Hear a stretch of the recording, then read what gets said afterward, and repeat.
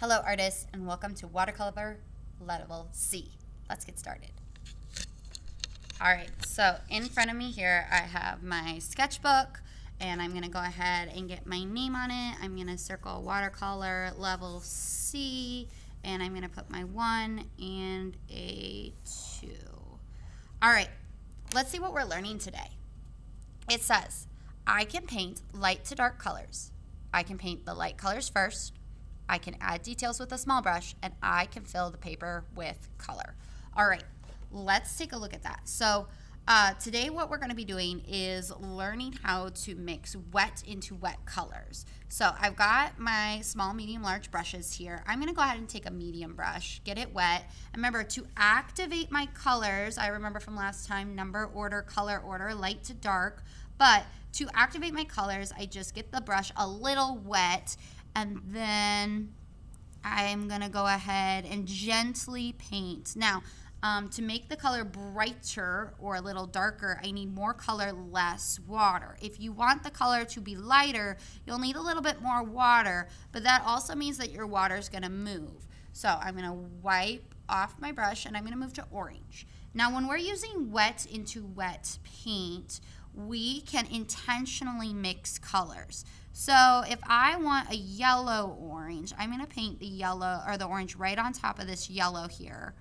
And when I put the paints right together, because they're wet on top of each other, they're going to mix slightly. And I can kind of spread that orange out. I'll get more of a yellow orange in places. When it dries, you'll see it a lot better.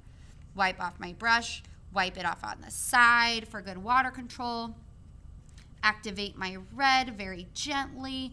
I'm going to do it again. I notice because I have quite a lot of water with my red, it almost looks pink on the paper, so I'm just going to grab a little bit more red. I did not grab any more water, and I'm going to keep mixing my colors. Now, I would go down the line, and I would continue to mix my colors to just try putting wet watercolor on top of wet watercolor. Again, you still don't need that much water when you're using watercolor.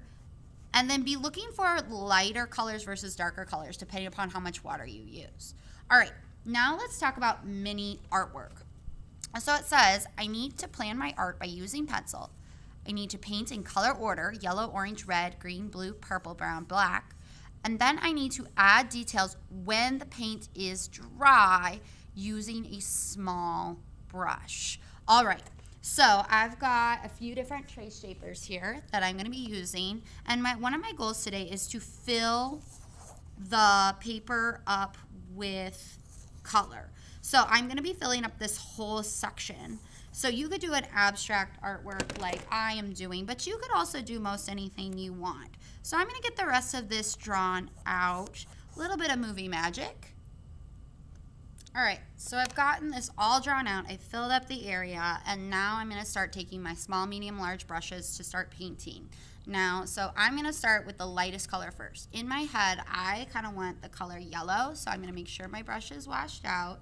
I'm going to grab, now my yellow is already wet, meaning it really doesn't need a lot more water, so I've dried off my brush a little bit because I want these really bright yellows as I'm painting.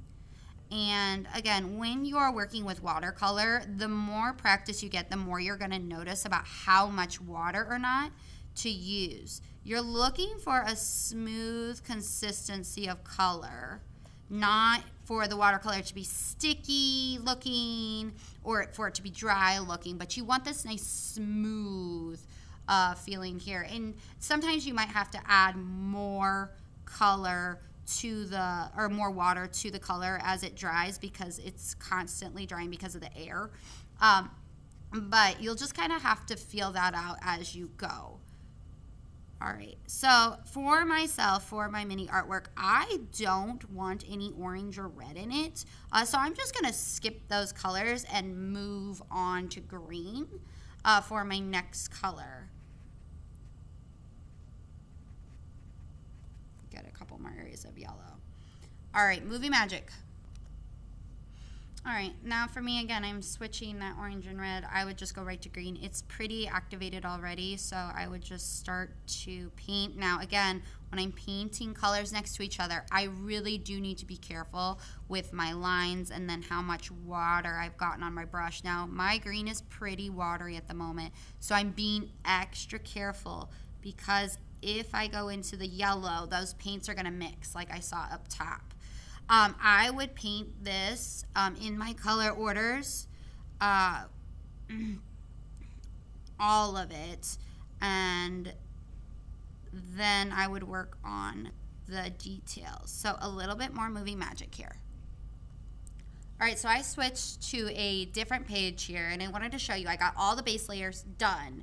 And now I'm adding those details when my painting is dry using a small brush. So I have to wait and use my patience to wait till it's dry if I don't want the colors to mix.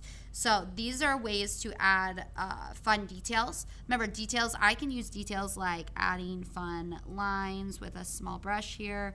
Outlines are a way to detail things to emphasize certain parts of my artwork so that my onlooker can focus on them a little bit more.